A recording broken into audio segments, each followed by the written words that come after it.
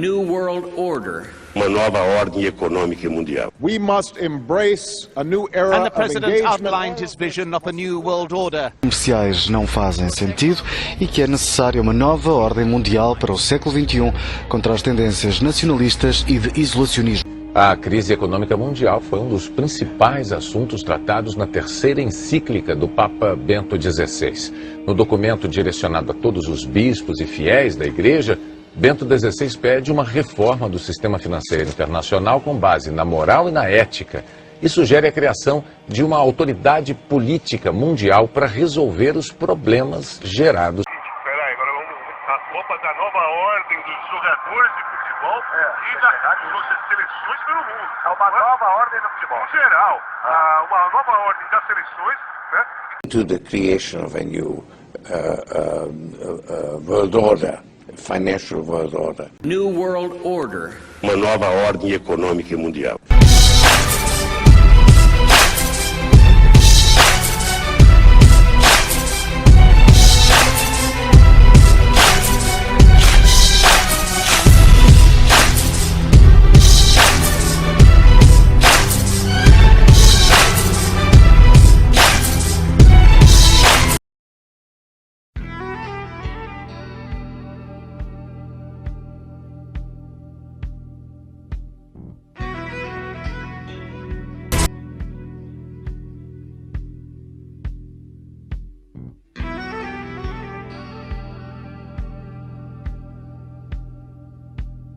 Do mundo civilizado, principalmente o mundo ocidental, há uma diversidade de limites. Vemos diversidade nos aspectos sociais, econômicos, culturais e étnicos.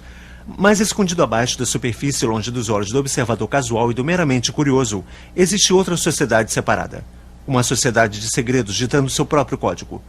É o enorme mundo invisível da maçonaria. Eu sou o Mike Mendel. Esse estudo permite uma reflexão racional. O material examinado está em uso atual. E nosso ideal é levar à compreensão do que realmente a maçonaria é. A maçonaria se autodefine como um sistema de moralidade. A base da maçonaria, por onde todos os maçons têm que passar, é a Loja Azul. A Loja Azul inicia os 3 primeiros graus ou níveis da maçonaria. O aprendiz é o primeiro nível. O companheiro é o segundo nível e o mestre maçom é o terceiro nível. A maioria dos maçons nunca vão além do terceiro grau, porém, se alguém escolher ir além da Loja Azul, existem 2 caminhos que podem ser tomados. Um é o rito de York e outro é o rito escocês. A maioria dos maçons que decidem ir além da Loja Azul entram no rito escocês de maçonaria. O rito escocês tem 32 graus. O 32º pode conduzi-lo para o santuário, se assim ele escolher. O 33º grau que existe é altamente honorário.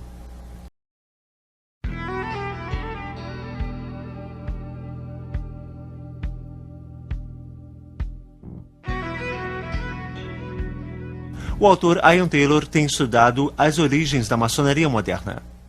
Para muitas pessoas, o próprio mundo da maçonaria invoca um senso de mistério, de sociedade secreta. Mas, de modo a descobrir o que eles realmente são, precisamos conhecer um pouco de história. Havia muitos pensadores humanistas em 1500 que viam a corrupção que havia na igreja daquela época. Eles concluíram que, para se verem livres daquela corrupção, teria que haver uma nova ordem mundial. Eles haviam lido A República de Pilatos, que em 1500 já era uma obra popular. E Pilatos era também um grande filósofo que viveu no 5º século antes de Cristo. E ele disse: se nós pudermos ter um grupo de homens sábios que fossem bem pagos para governar o povo, aí sim haveria corrupção. Um bom pensamento, um pensamento inocente. O nosso governo é corrupto, entretanto, ainda existem pessoas muito boas hoje em dia. Esse tema estava em pauta para os pensadores humanistas de 1500. Para fazer isso, eles precisavam antes descobrir a ordem mundial já existente. Essa ordem mundial estava baseada sobre o poder do reinado de Deus, pelo rei e pela igreja. Mas para sugerir isso, seria uma heresia daqueles dias e eles teriam perdido suas cabeças literalmente. Então eles tiveram que formar uma sociedade secreta. Agora, o maçom da época, esses eram do artesanato maçônico. Foram os homens que realmente construíram as catedrais daqueles dias. Eram homens hábeis e isso foi uma das primeiras formas de união dos trabalhadores. Eles queriam manter para si seus segredos e suas habilidades. Haviam boas razões para isso, e então os pensadores humanistas se infiltraram dentro das lojas de artesanato maçônico, e então Eles se tornaram os maçons especulativos. Eles eram chamados especulativos pelos maçons artesanais, porque eles não saberiam diferenciar um esquadro de um compasso. Eles eram apenas os humanistas, os idealistas, os acadêmicos. Então existem dentro das lojas maçônicas dois tipos de maçons. O maçom artesanal, que é o maçom genuíno, que cortava pedra e etc, etc. E também tem o maçom especulativo, e é este o pensador humanista. Este é aquele que pretende reconstruir a nova ordem mundial. Financial World Order. New World Order. Uma nova ordem econômica mundial.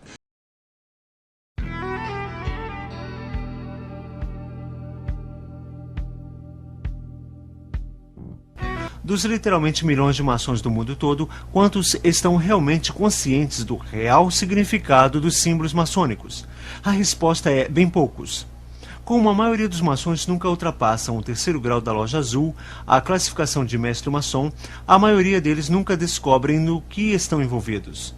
E nunca vão descobrir o que é maçonaria, a não ser que tentem entrar nos níveis mais altos do rito escocês ou do rito de York. De fato, eles não são só ignorantes, são deliberadamente enganados por seus superiores na loja. Assim falou a própria autoridade Albert Pike. Os níveis azuis não são mais do que a parte de fora do templo. Parte dos símbolos são expostos ali para os iniciantes. É intencional que eles não os entendam, mas é intencional que eles pensem que os entenderam. Quando muitos maçons passam pelos primeiros 3 graus, tornam-se mestres maçons e param por aí, pensando que é somente uma organização fraternal. E eles não percebem que seus líderes têm conscientemente mentido e os enganado porque eles não querem que se entenda os verdadeiros ensinamentos da maçonaria. Eu comecei com boas intenções, achando que estava entrando numa fraternidade de fato muito interessada em ajudar pessoas. Mas agora eu percebo que em escalões mais baixos, níveis inferiores, você não sabe toda a verdade. E um pouco depois, também era o ritual de iniciação com o sangue. Neste momento, o dedo mínimo era cortado e o sangue era derramado. E este era o novo membro fazendo uma aliança de sangue com a organização.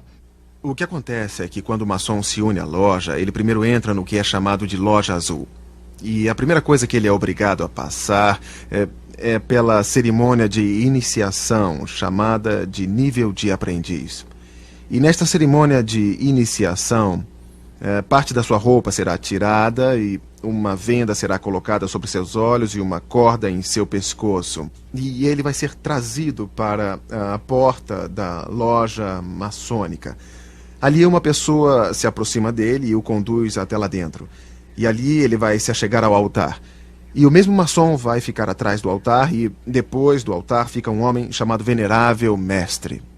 Hoje percebemos que quando um novo membro se junta à organização, ele se ajoelha com os olhos vendados e com o peito nu. O mestre da loja encosta uma espada de ponta afiada no peito esquerdo. E eles são inquiridos com os olhos vendados a fazer um juramento de sangue, para não revelar os segredos da maçonaria, ou eles perderiam sua vida. Todo maçom coloca seu dedão em sua garganta e faz o juramento de sangue, para não revelar os segredos da maçonaria, ou terá sua garganta cortada de orelha a orelha, seus intestinos rasgados serão dados aos animais. Esse juramento pagão de sangue os levam a jurar segredo para que eles não revelem os segredos que aprenderiam à medida que progredissem na loja maçônica. Alguns dos paralelos entre maçonaria e a bruxaria mostram que as similaridades não são possíveis sem que sejam coincidência. Similaridades em rituais, trabalhos e simbolismos que são tão parecidos que fica claro sugerir uma origem totalmente comum. Para examinar essa possibilidade, falei com um número grande de ex-maçons e comparei a iniciação da Loja Azul com a iniciação dos ex-bruxos. Na iniciação da maçonaria éramos recomendados por outro maçom. Para se juntar à seita, primeiro tínhamos que ser selecionados. Nós tínhamos que ser recomendados por alguém que já estivesse na bruxaria. Quando fui iniciado, meus olhos foram vendados. Me puseram uma corda e no peito me encostaram a ponta de uma espada. Na bruxaria nós éramos iniciados através de um tipo de ritual de cerimônia de iniciação, onde o candidato era conduzido com uma corda e com os olhos vendados até chegar à borda de um círculo mágico. E a corda estava no meu pescoço e fui conduzido adiante. E na frente, no outro lado do prédio, ficava o venerável mestre. Me ajoelhei diante dele, como se ele fosse um deus.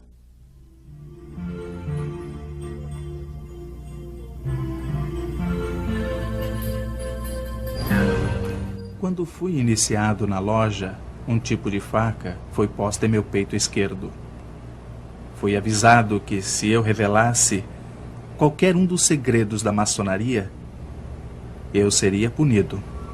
Quando você era apresentado ao sacerdote, uma espada era posta no seu peito, você fazia um juramento de sangue, prometendo ser fiel aos segredos da bruxaria.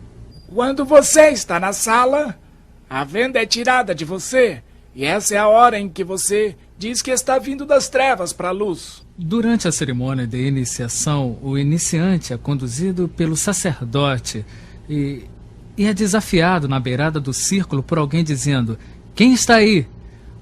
A resposta é: alguém do mundo das trevas. Nossas orações terminavam com "assim seja". Um dos outros aspectos e também características da bruxaria é que sempre ao final de qualquer feitiço ou ritual, onde o poder era liberado, pois era aqui que era liberado, falava-se então "assim seja". O autor e conferencista Ron Carlson dedicou 3 anos estudando profundamente o tema maçonaria. A maçonaria moderna realmente começou no ano de 1717, na Inglaterra. A loja foi formada e muitas dessas coisas foram desenvolvidas depois de 1717, na Inglaterra. Então veio para a América e Canadá, quando as pessoas migravam para a América do Norte durante aqueles anos. E está vastamente estabelecida aqui na América do Norte. Está estimado que próximo a 5 milhões de homens estão envolvidos na maçonaria aqui na América do Norte. Talvez 1 milhão no santuário.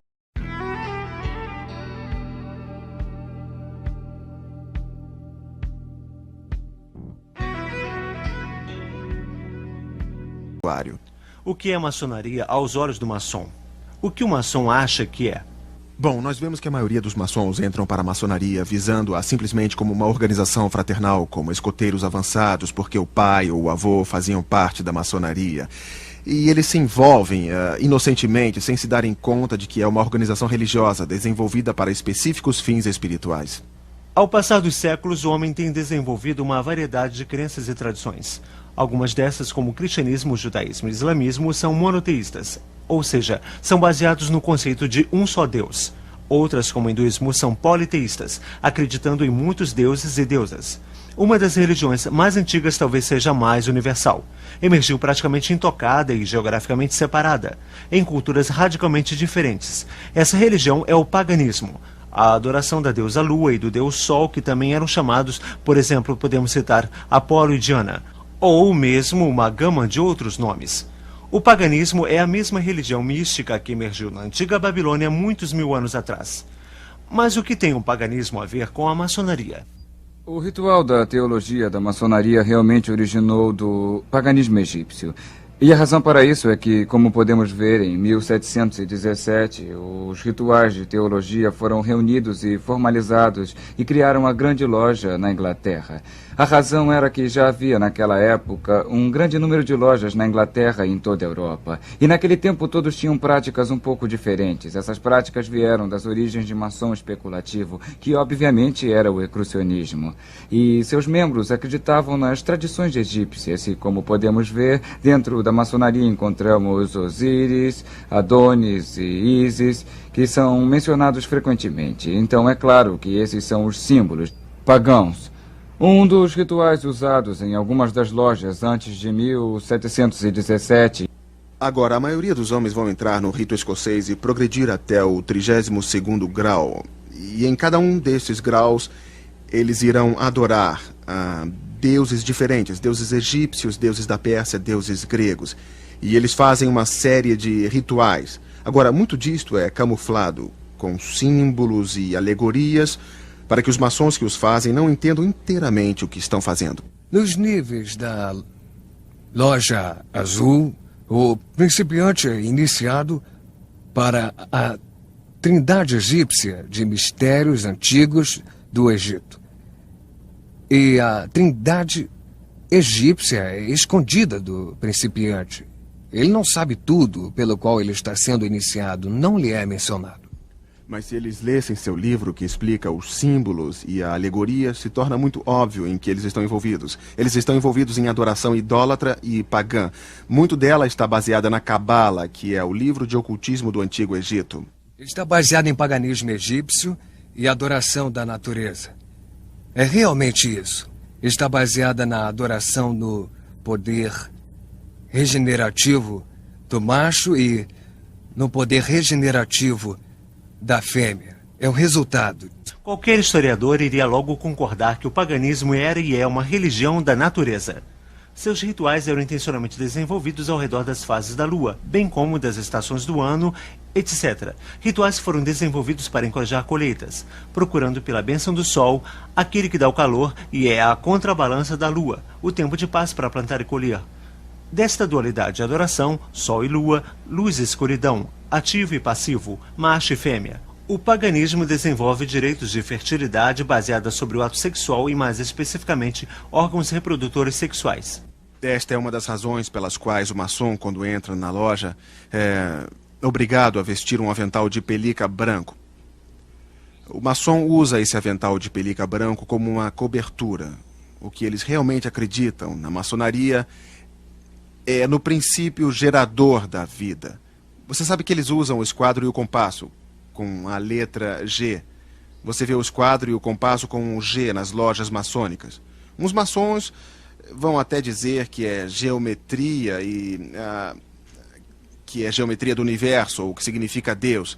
Na verdade, o próprio livro deles diz que é o princípio gerador da vida.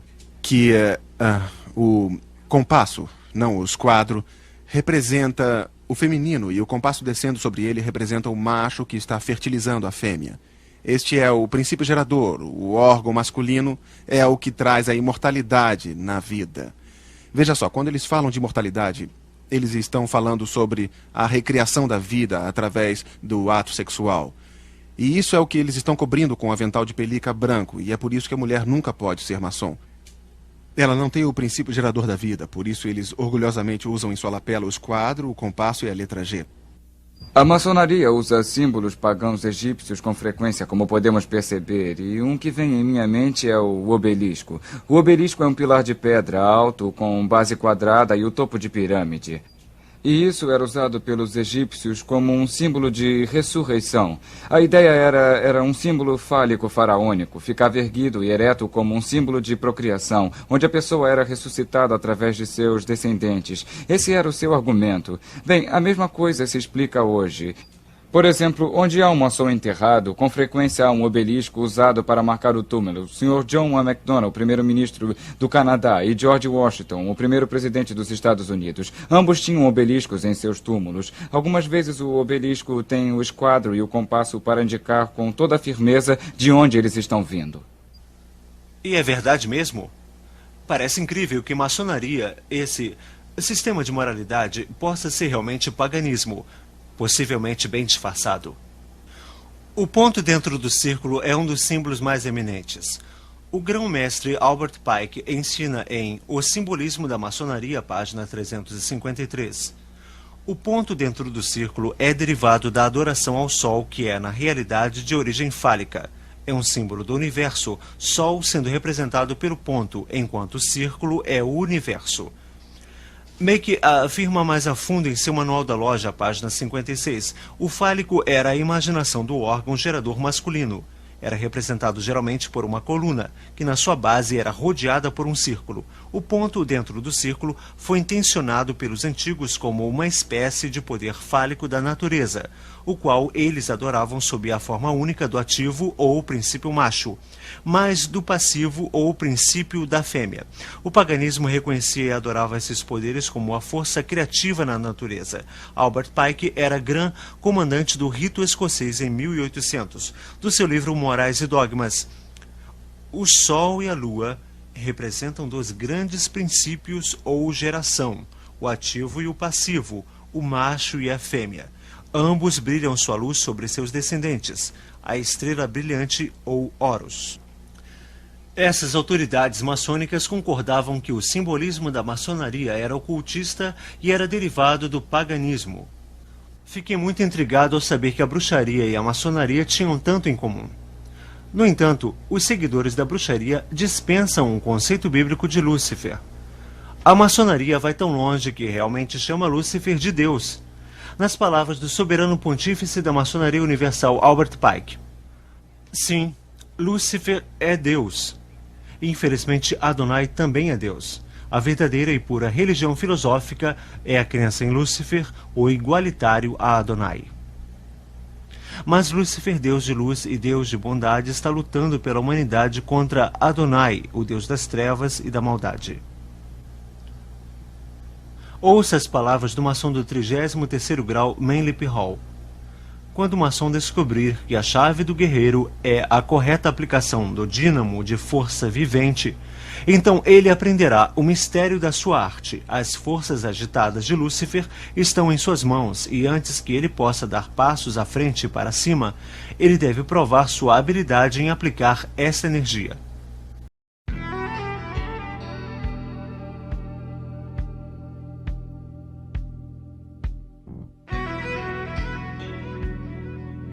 O significado da loja, o que ela era para mim, um grupo de pessoas que estavam ali para ajudar os outros. E haviam diferentes coisas assim, que se podiam perceber na loja. As pessoas estavam juntas, unidas por algo, e pensei ser uma organização cristã. O que fazia alguém pensar que a loja maçônica era um lugar cristão?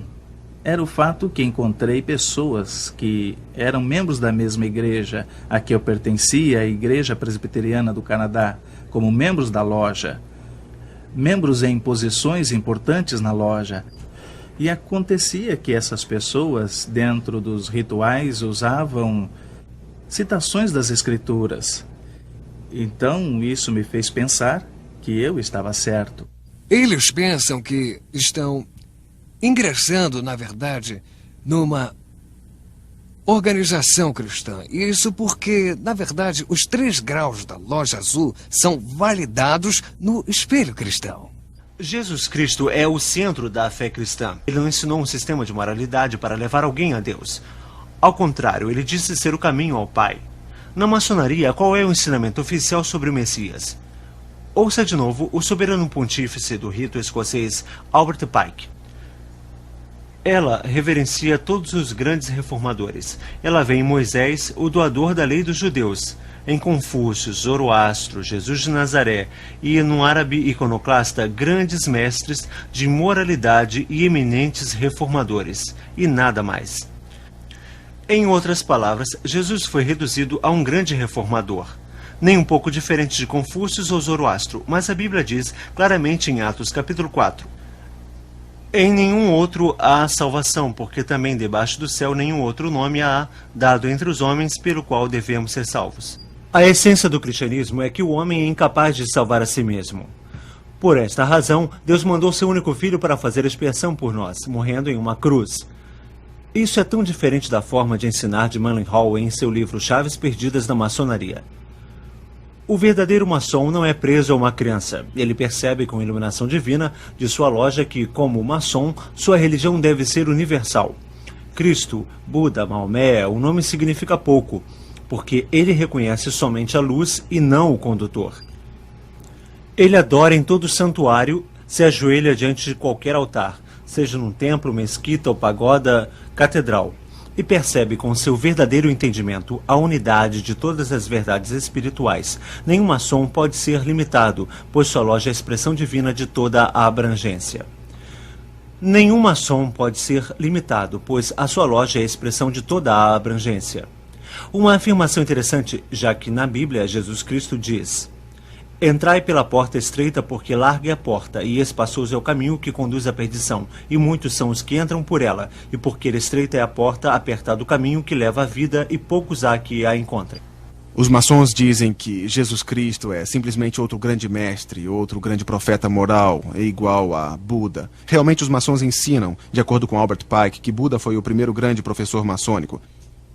Então eles estão igualando Jesus a Buda, a Maomé e a líderes religiosos para salvar o homem dos seus pecados, porque o maçom não precisa de um salvador. Os maçons acham que eles podem salvar a si próprios através de boas obras.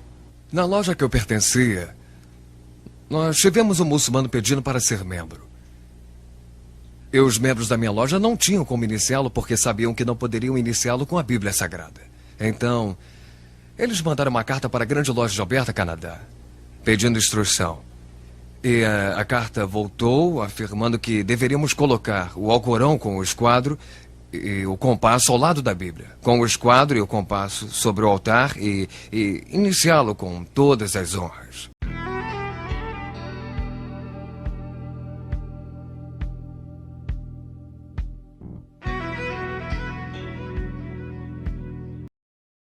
Mas o que a maioria das pessoas não sabem, inclusive os maçons, é que o deus da maçonaria, o grande arquiteto do universo, também é uma trindade. Em ambos os ritos, tanto o escocês quanto o York, você descobre que os maçons estão em uma jornada procurando o nome perdido de Deus. Parte da sua religião é a crença que o nome secreto de Deus foi perdido. E eles contam toda uma história da construção do Templo de Salomão e o arquiteto Hiram Abif, que quando construíram o templo, perdeu o nome sagrado de Deus.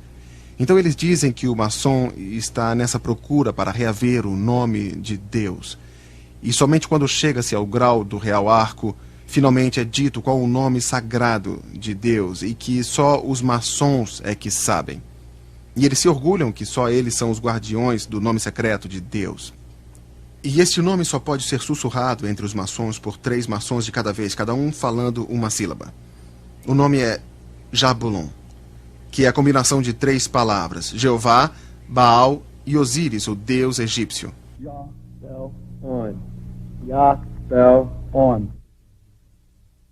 E o que o maçom está adorando na loja maçônica é um deus de 3 cabeças feito de Jeová, Baal, que foi o deus da fertilidade de Baalbac, no Líbano, e Osíris, deus sol egípcio, representado pelo símbolo fálico, que é a adoração sexual do Egito. E desta combinação sai um monstro de 3 cabeças, e dizem que esse é o deus maçônico a quem eles adoram.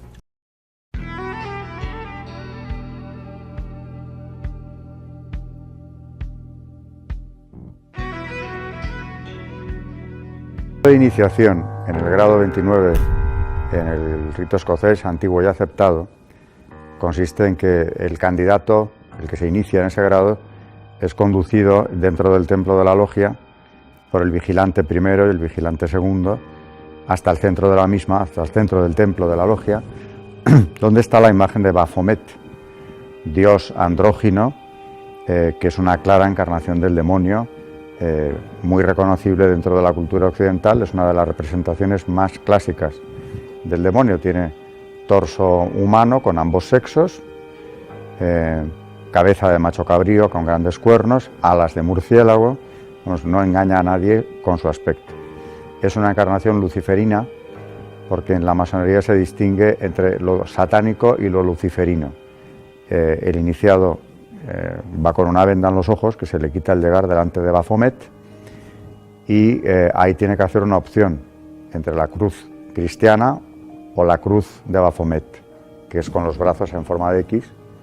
La cruz cristiana se tira al suelo y el candidato la tiene que pisar, primero con el pie izquierdo, después con el derecho. Y luego ya pide que brille la luz de Baphomet.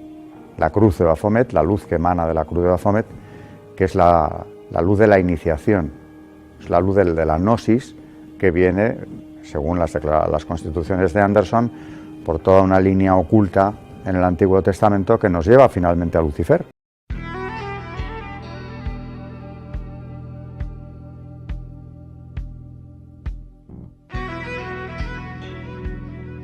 O paradigma nessa nação, Deus vai mudar.